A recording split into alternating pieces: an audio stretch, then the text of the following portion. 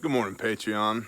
It's a homesteady day. We're out here working in the barn, cleaning the barn up because the barn has become a mess over the last several months, basically since springtime. We've been so busy working on everybody else's stuff that we failed to work on ours. So I'm in the process of cleaning it up. So, like, you see all this just like stuff over here. All this stuff has got to get organized, and so we're in the process of doing that. Yesterday, so these 2x4s down here, I pulled these out, and there's a set of sawhorses in my future. And I got some old wire and gates and stuff, and need to get busy again on the rustic gazebo. And this is all 2x8 lumber that came out of the shop after the shop fire, and it's all good. It's just there's 20-foot sections of 2x8 here that I need to do something with, and then back under here there's bikes and a rototiller and an old dryer that needs to go to the dump, and so we're just focusing on cleaning this up over the next few days. And I made these benches along the wall back here yesterday. They're mostly level. The ground is mostly not level, but that gives us a surface to work on. And I bring you back over here and show you I've got some saws, my usual saws up against the wall, and axes. And I went through yesterday and took a rag and cleaned up all my axes, knocked the dirt off of them, and rubbed them down with some linseed oil, boiled linseed oil. And then after you wipe them, for example, okay, axe. So after you wipe it down with the linseed oil, come back with a dry rag and just take off the excess. And then that helps condition the wood so it stays nice and smooth for your hands when you're literally swinging your axe. Look at the heel on that one. This is a good one. Clearly been used a little bit, just the way I like them. But that linseed oil gives you a protective coating on the wood, and it also allows the wood to stay swelled up so that it stays seated inside the head of the axe. Hey, look, there's praying mantis up there. Y'all see him? Between those two axe heads. Roar, there he is. Should we throw tomahawks at him? But anyway, I did that yesterday and cleaned up all the junk on the floor on this side, and just kind of whatever. Little note, these here oil-soaked rags, hang them up to dry. If you crumple them up into a ball like this and just let them sit, they can and will spontaneously combust. And yeah, for real, that happens. Ask any professional painter or shop, automotive shop, diesel mechanic shop, whatever. They have a fireproof bin for their oily rags so that if they spontaneously combust, they are contained. So don't do that. But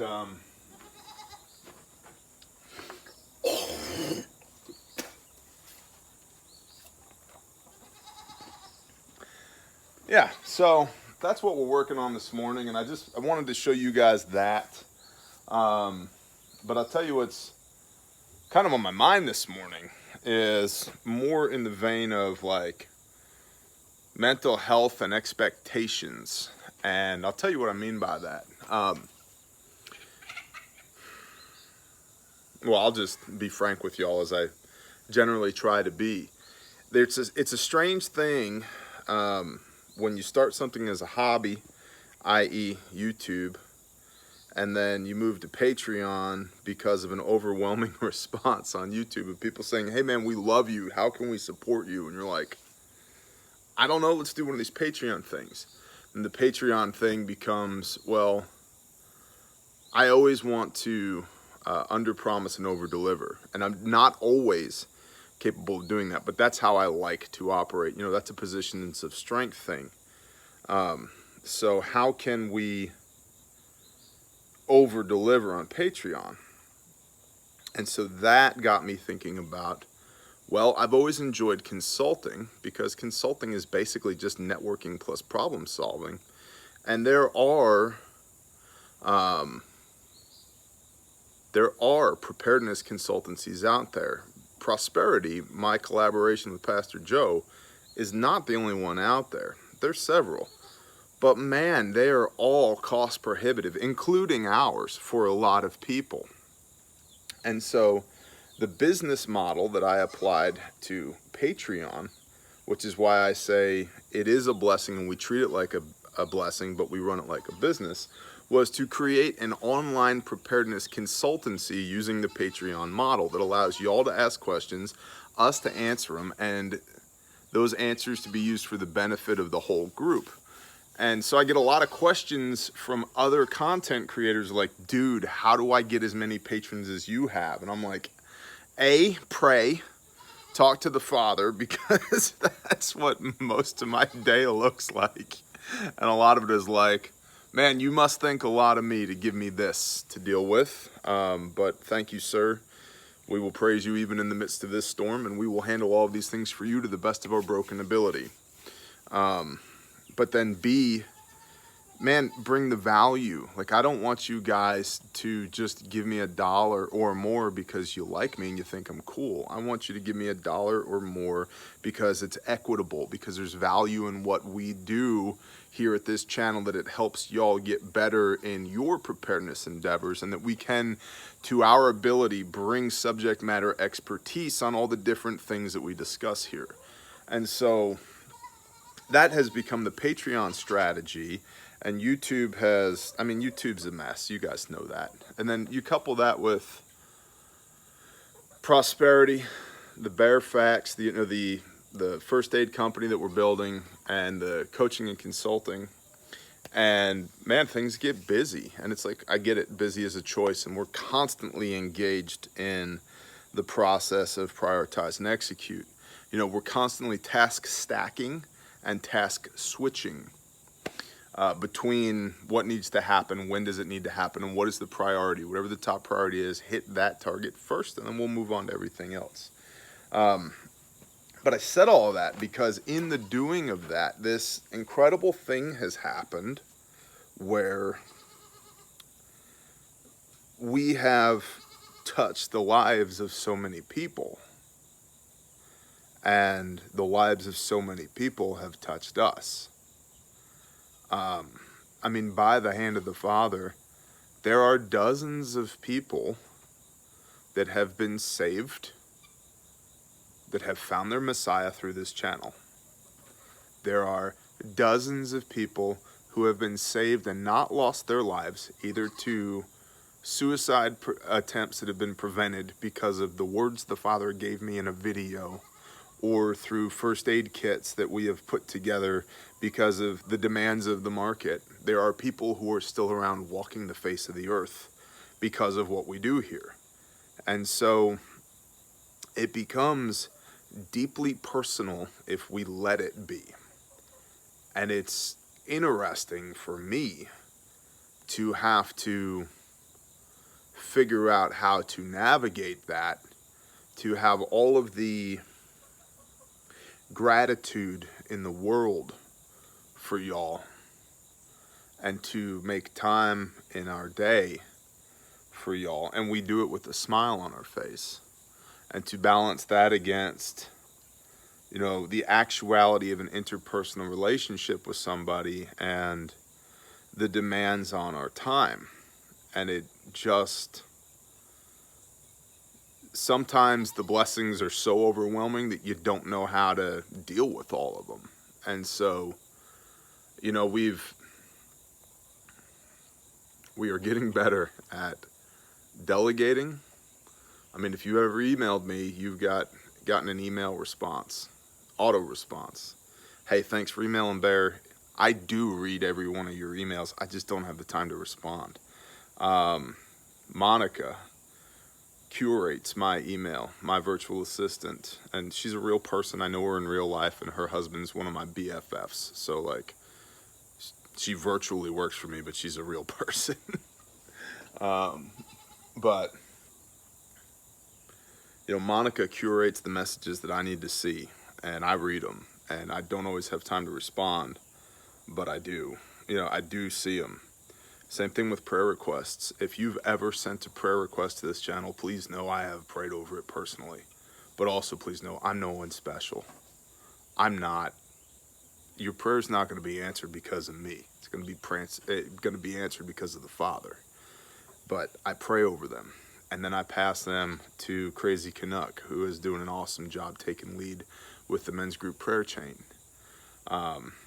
Our ministry stuff, we have a board, and there's several people on that board, and they help me navigate the things that need to happen with Grindstone.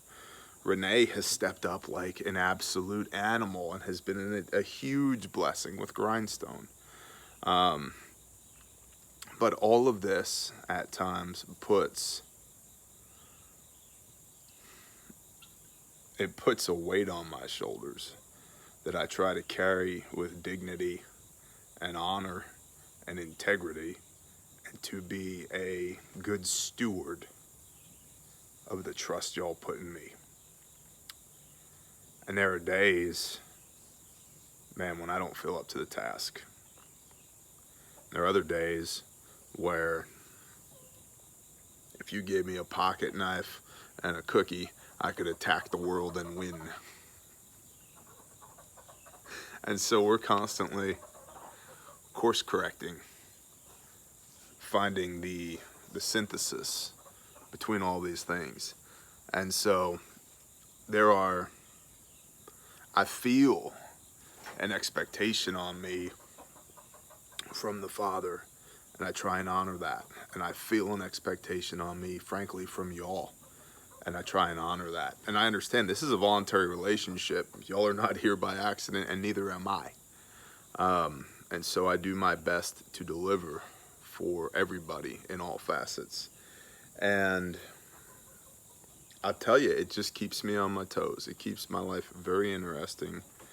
But one of the biggest challenges as a content creator is to manage the ebb and flow of excitement when creating content, the enormity of the situation sometimes when you create a piece of content that, you know, goes viral or has a huge response that you weren't anticipating.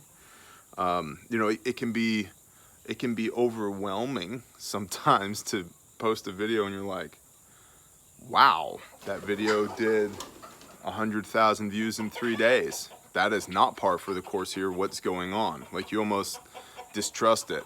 It's like, this is too good to be true.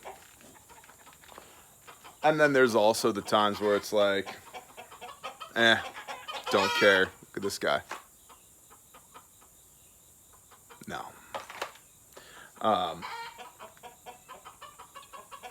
You know, and I guess the point here is like, man, I'm just human.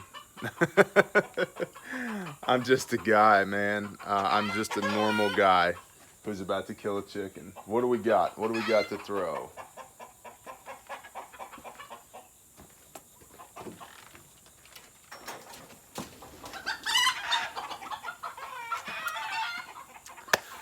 I'm just a normal guy. And to the extent that I can employ self-awareness to help y'all, normal guys and girls, be the best you that you can be, man, I'm on board. I'm on board. But I guess what I'm trying to say here is I am deeply honored by your trust in me. But I'm just a man. Put your trust with the Most High, and He won't fail you.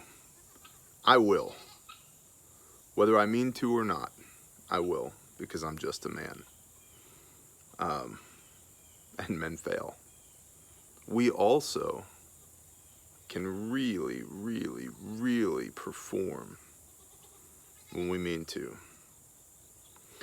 But you know, even Moses didn't see the promised land. He was not allowed to enter in.